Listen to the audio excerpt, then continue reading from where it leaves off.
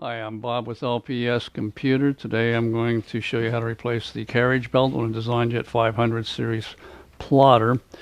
The procedure is exactly the same for the 24-inch and the 42-inch. It's also exactly the same for the Designjet 800 series. I'll be using the instructions that come in a kit provided by LPS. These are written instructions that are taken from the service manual, which is also included in its entirety on a CD that also comes in the kit. Service manual's got troubleshooting tips, theory of operation, error codes, assembly, disassembly instructions. It's got all of the parts and breakdown drawings and that sort of thing. In the kit we also include a 39-piece tool kit that's got all the tools that you will need to complete this job. In fact, anything else you ever want to do with this printer, with the exception of two specialty extended torques that you're going to need to get this thing apart and back together correctly. The kit also includes non-evaporating oil. It's kind of important because you want to keep the friction as low as possible on the rails that the carriage ride on.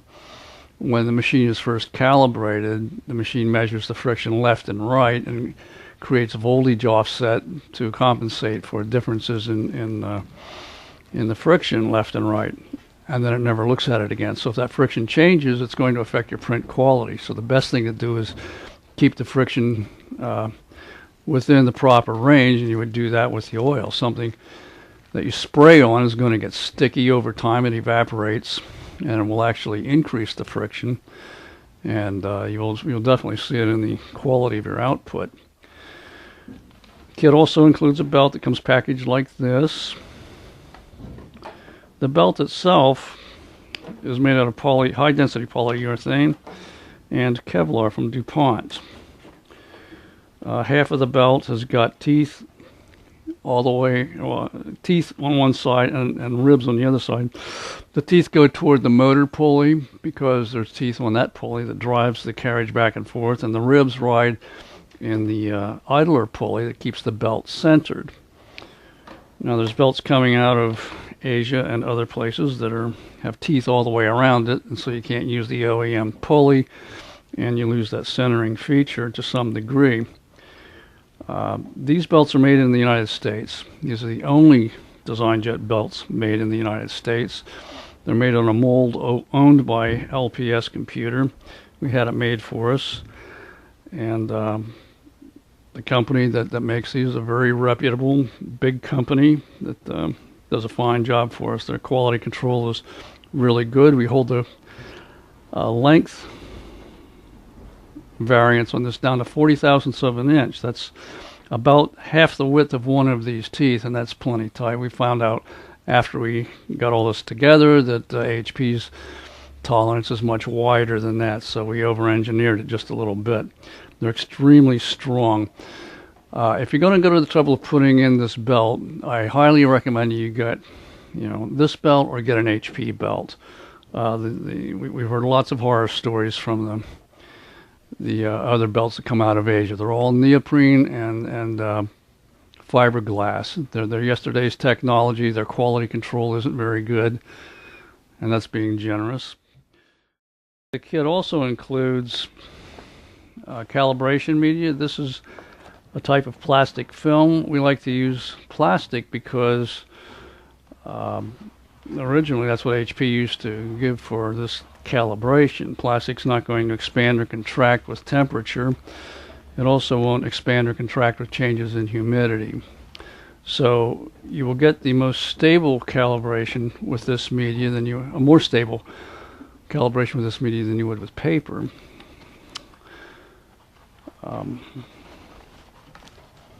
You will get the calibration as accurate as you can possibly get, as close as the machine can get it.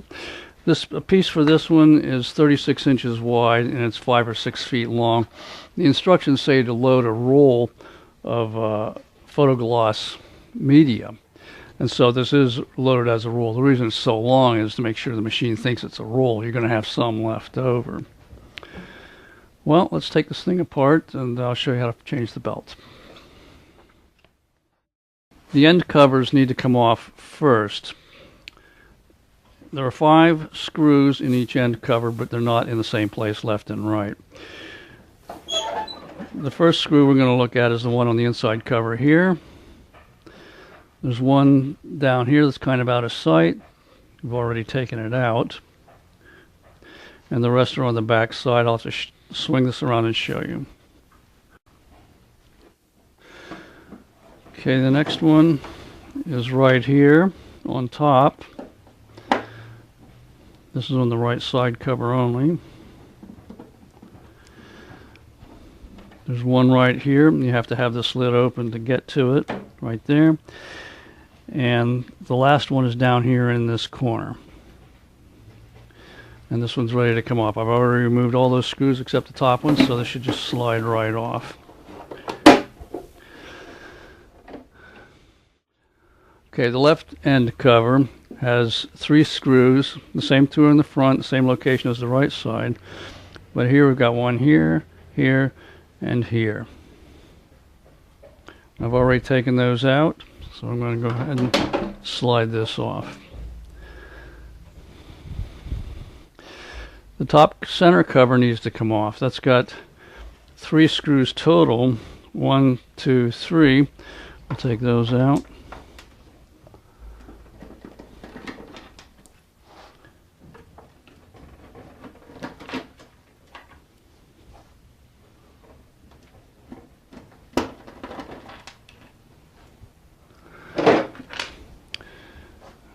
Now you open the front cover, which is part of this, and then there's a finger that sticks out here on each side, and this clips down over it. So I'm just going to nudge this up and pop it off on each side. And the covers are off. Okay, we start the disassembly of the, we start the procedure to get the carriage out from the right side. Now the carriage is right here and it's locked into position over the service station. So the first thing we need to do is unlock that and get it out into its mid-range. The easiest way to do that is to rotate these white gears down here.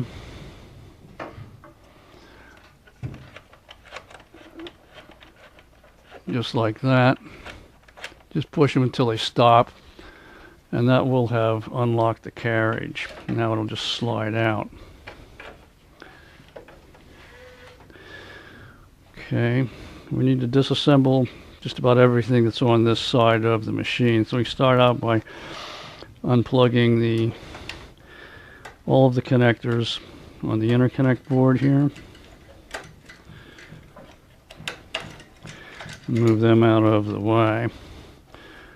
This board can stay on this assembly, but the display itself has to come off. Now this needs to get out of the way. There's a locating pin down inside here. If you pull that out, this will lift out.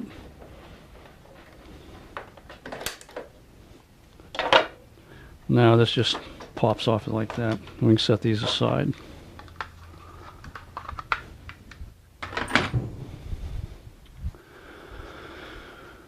Okay, we need to get the encoder strip loose. The encoder strip is this strip right here. It goes the full length of the machine. And it's a little bit tricky to get it back on this side if you haven't done it before. So what I'm recommending that you do is take a variation from the instructions and release it from the other end. There's one screw on that end we'll take loose.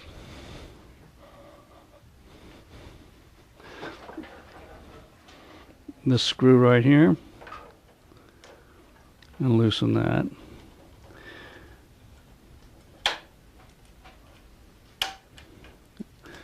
And sometimes it pops loose like that, sometimes it doesn't. You may have to pull it off.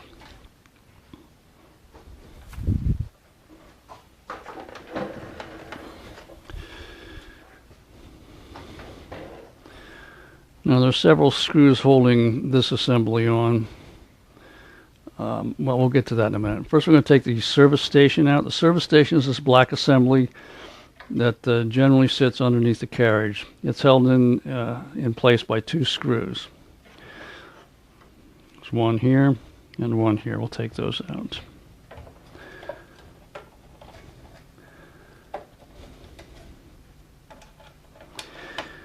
Now, so keep these screws separate. They're shorter than the other screws.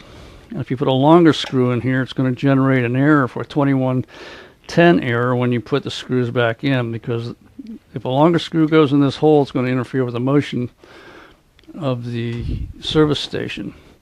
Now, once they're out, you can grasp this by the bottom and slide it right out of the machine.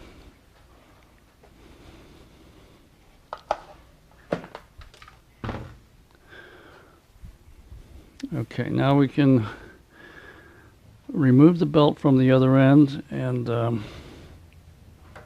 now what we're going to do first, this is kind of an important detail. This is the tensioner assembly for the belt right here. There's a strong spring right here. This is the end of the belt, or part of the belt, and the pulley it rides on is right here, and that's spring loaded toward the end here by this piece. Now this piece will latch the spring down like that. So now this is loose. It's going to make it much easier for us to put the belt back on. That's the good news. The bad news is sometimes people forget to unlatch this, and the belt tension's wrong, and they get check paper path errors. Check printhead path errors, because the belt's not tight.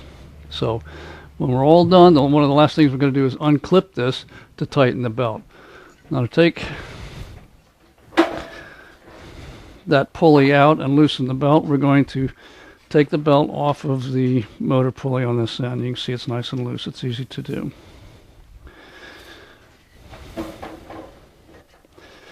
Now if we push the belt out, that pulley will come out of the machine, and now the belt's loose on both ends. It's a good idea not to lose the pulley. You may want to use it again later. Okay, now this whole end needs to come off. And that's just a bunch of screws. We've got 4 or 5 screws in here, and they'll be pretty obvious. You got one here, here, here, here.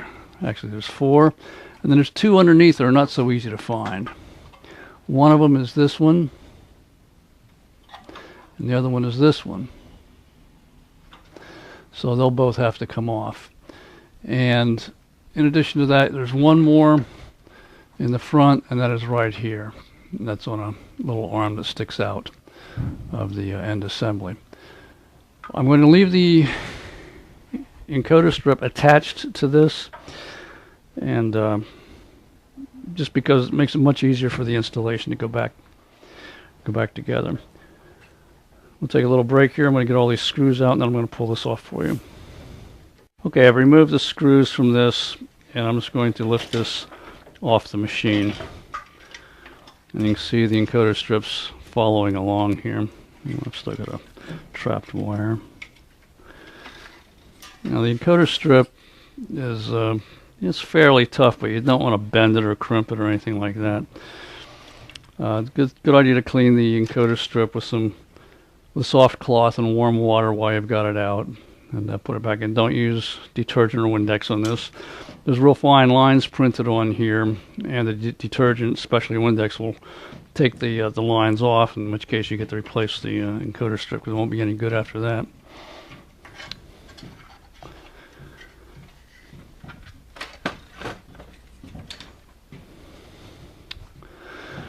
Okay, now we have to take get the carriage ready to come out of the machine. A couple of things we need to do there. First, we're going to take the print heads out.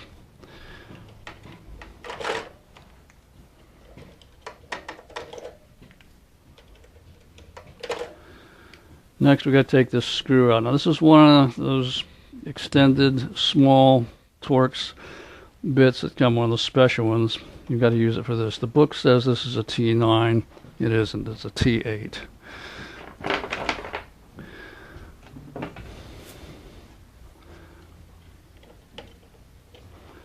It's a captive screw, so it'll only come out so far, and then it's free. So we'll just stop right there.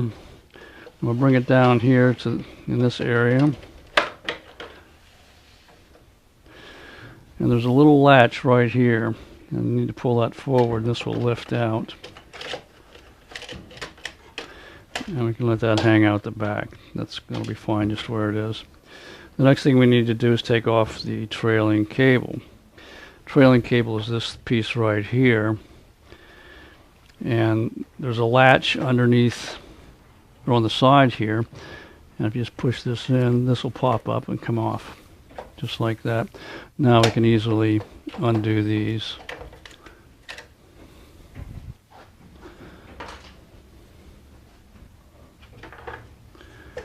A little plastic piece here.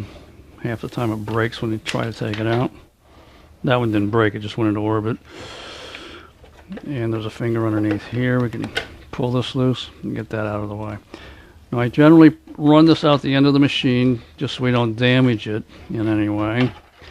And it stays flat and out of the way that way. Okay, and this carriage is ready to come out of the machine. So you can just pull this on through. You'll notice there's two bushings on the back. This flat one, if this clips in, if that gets broken, your carriage height is off, or it gets knocked out and it's not put back, you get terrible print quality. The thing that loads this thing this way is a spring-loaded finger, which can also be easily dislocated. So be cautious with both of those. They both have to do with carriage height. Okay.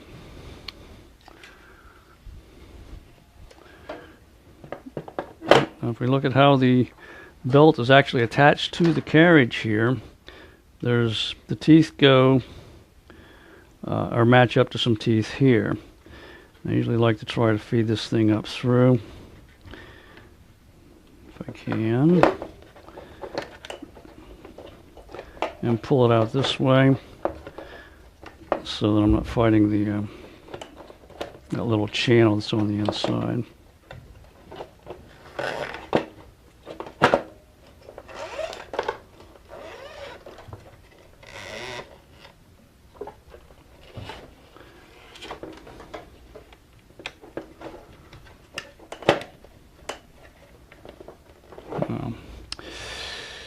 You can use a flat blade screwdriver then and pop this up, or your handy dandy Boy Scout knife, or if you want a Boy Scout, your Girl Scout knife, whatever works. And that's how it comes out. Now it's going to go back in the same way with some of the teeth this way so it ties in with this and can't slip, and of course the ribs are going to have to go on the opposite side. You put it together at the transition point between the ribs and the teeth. You don't stick it in just anywhere on the teeth. That's not going to work. So it's got to be at the transition point. So we'll put the new belt on. If I could find it. Where'd I put it?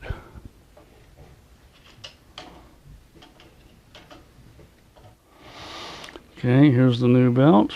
And I'm going to feed some of it through here like this, just so we can get it roughly into position. And then I'll put it in the channel.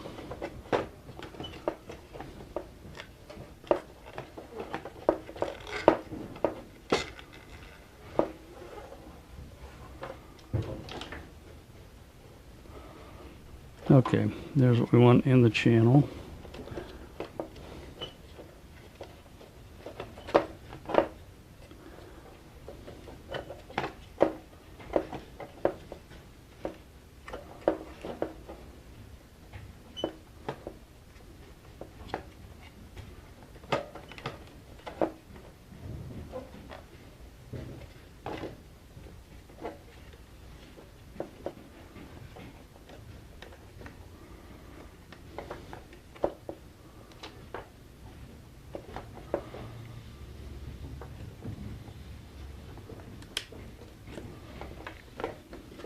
Just like that. Okay, I'm going to put this back in the machine now.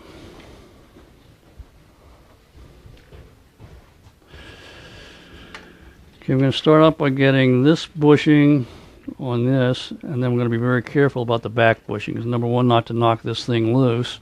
Number two, to compress that or push this finger up so it slides into the channel easily. And then lastly, the third bushing on the front here. Actually, I should have given myself some belt here to get through first.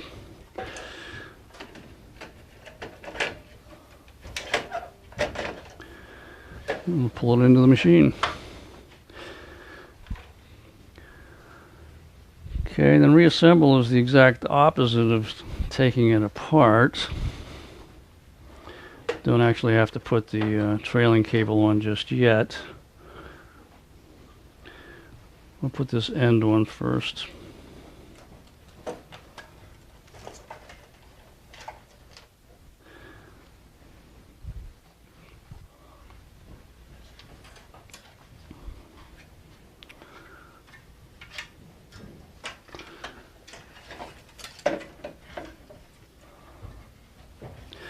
Okay, the key on this, there's a hole here in the plastic where the end of the carriage rail goes.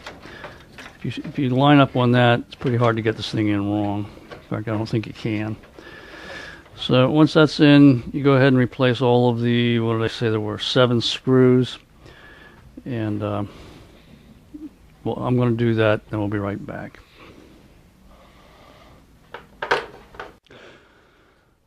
Okay, the screws are back in this, and it's nice and solid. I'm going to put the encoder strip back on, mainly just so I don't step on it by accident or damage it in some way. It's the most fragile thing we're dealing with at the moment.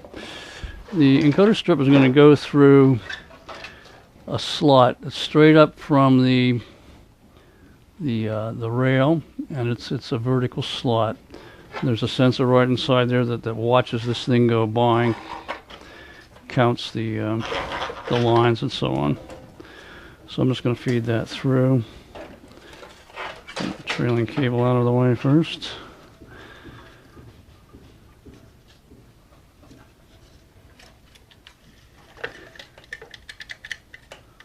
And it's just going to pop right through there for me, aren't you? Yeah, how about that?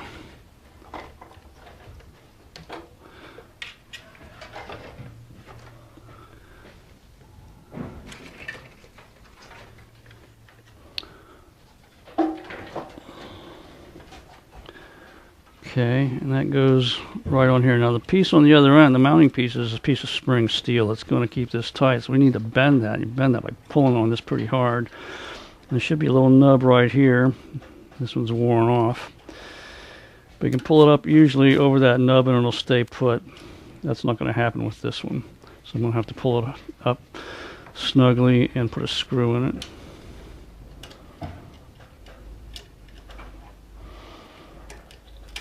Oops.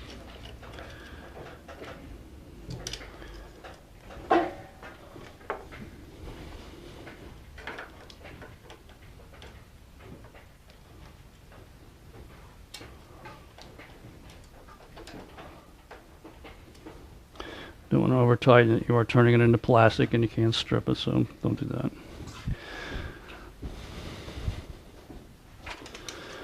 Okay, we can put the trailing cable back on at this point.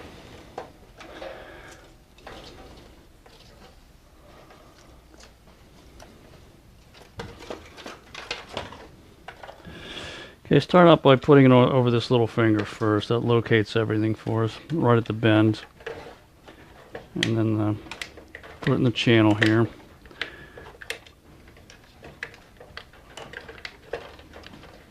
Should just fit in there kind of like that. These are somewhat fragile, so you don't want to be rough with them in any way, but make sure they're lined up very well and go straight down with them. And actually pretty easy to put them in. Just don't get them in sideways. Okay. And you put that X on, except I don't know where it went. Yeah, it's on the floor here. It's not going to go anywhere. If I'll put it on when I do find it. Okay, let's put the carriage top back on. There's a tab right here. that fits through a slot, tab A and slot B, as it were, just like that, and it clicks in. Now we can put the tube system back on, and that just fits into place. What you want to do is get this slot right here over this edge. This slot, this edge. And when you push down, this thing's going to click into place. Now all we have to do is tighten the screw that we took loose a little earlier. And that was the T8.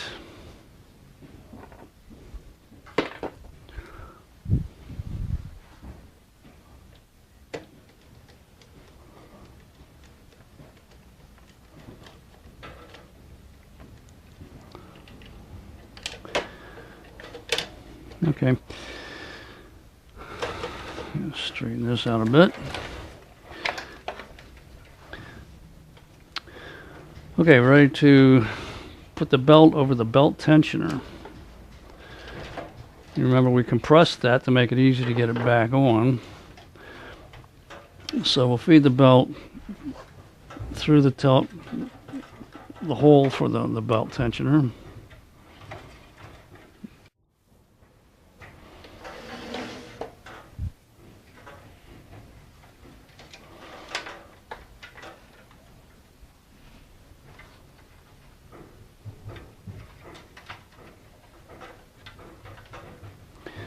Okay, we're going to put the belt pulley in that loop there and just pull it in. We're not going to decompress that spring yet because we have to put it over the motor pulley. So if we go to the other end, we'll just slip it over the motor pulley. I'm going to check, make sure we're not twisted anywhere. And apparently we're twisted somewhere. Here we are. Slip it over the motor pulley. Now we release the clip that's holding the spring compressed on this. The right here. I'm going to try to get it loose with this. Sometimes these break off when you do that.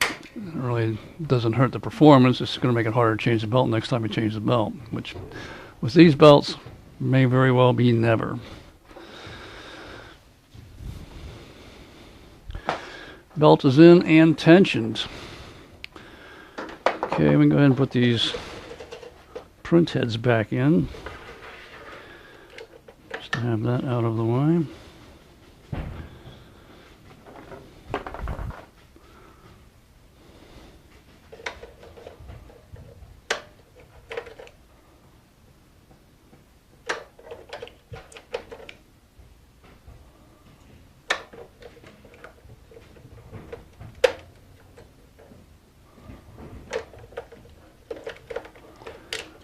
Okay, carriage is all back together. Okay, the next thing we have to do is put in the service station. The service station goes in with the gears facing toward the end. These guides here have to go into these guides up here. So actually you push it in a ways and then you lift up. And it should go all the way back against the frame. Just like this. Now I would emphasize again that you use the short screws that came out of here. Otherwise you're going to have a problem. You'll have to take it apart and put the right screws in.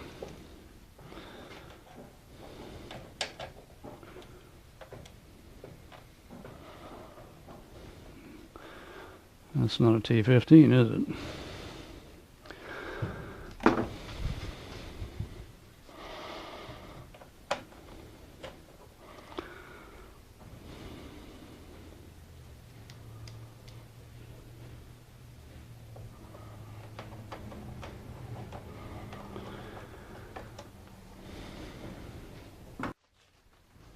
Okay, now we've got to get all the wires reconnected. Don't pinch this cable here. This has been a problem area where this has been pinched or roughed up in some way. that damages it, and then you get errors from the ink supply station or from the service station. This carries all of the signals from this board back, and it carries the signals to the display. So you want to be careful not to damage this cable.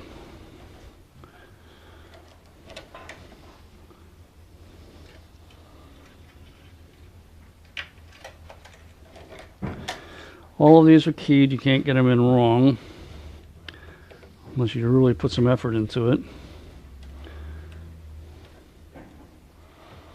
I don't know anybody that would do that,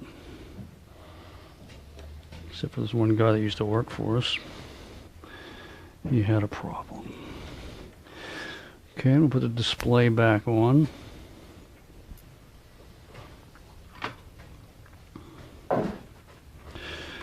This is the finger that actuates the cover interlock switch. So this could fall off on you. If it does, it's no big deal to put it back on. Just put it on like that.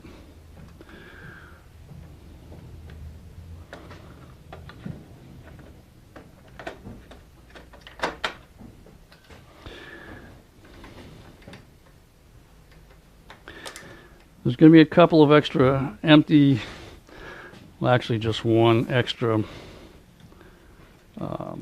pin connector that's not used. They used to put fans on the service stations, but they don't do that anymore. But the connector is still there, so when you wind up with an extra blank connector, that's normal. Don't worry about it.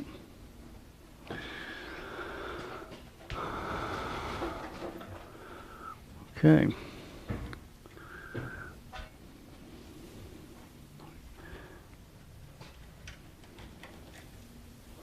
Guess this one's got a fan.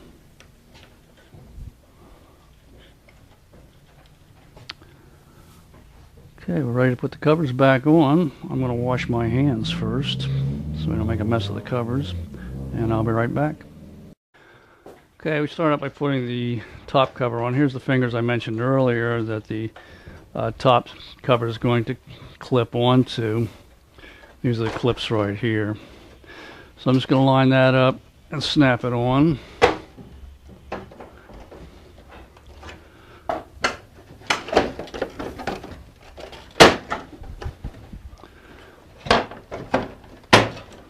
And then there's the 3 screws that go into the back, and that covers on. The display side, the right side cover, I'm going to open up the lid so it'll slide by the ink cartridges. And get it into position. Once this top screw is in position, you know you got the covers on right. And there are 5 screws that I mentioned earlier to put that back on. 1 on the front, 1 on the inside, the top, and the 2 in the back. The left side, this is the easiest of all. Put it on, you've got the 1 on the inside, 1 in the front, and 3 across the back. And that's it, it's back together. Once again, I'm going to take a break, put some screws in the covers to hold it together, and then I'll be back and we will do a printhead, we'll do a paper advanced calibration. Okay, I've got the printer back together, covers on. I powered it up and let it come to a ready state. I loaded the calibration media from the back, and I told the machine that it was a roll, not a sheet, even though it is a very long sheet. And I told it that it was high gloss media. So what I'm going to do now is show you the right buttons to push and everything to do the paper advanced calibration. We're going to go to the paper menu, that's the top icon here, and we'll hit enter. And then this advanced calibration is already highlighted, it's the 4th item down. So we'll hit enter on that, and we're going to create the pattern. So push the button, and what's going to happen is that it will print the pattern and cut it into at the right length of a sheet. So while the printer's doing that, we're going to take another break, and once it's done, I'll show you what to do with the sheet once it's printed.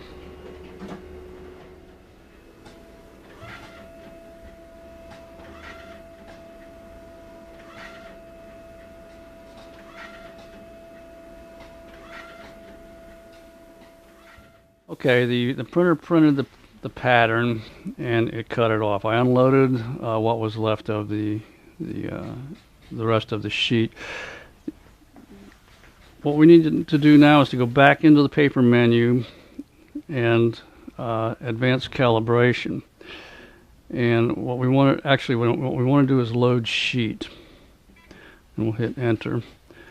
And it doesn't really matter what kind of paper here is, because we're going to be reading this anyway. So hit enter, and now we have to go ahead and put it in. One of these edges has dots on it, and it's the dots that go in first. We're going to load it that way. That's what the machine is expecting.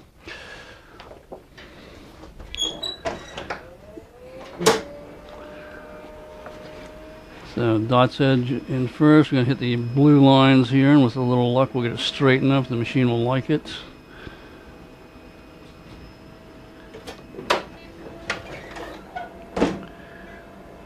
Okay, we have to wait until this thing checks the paper.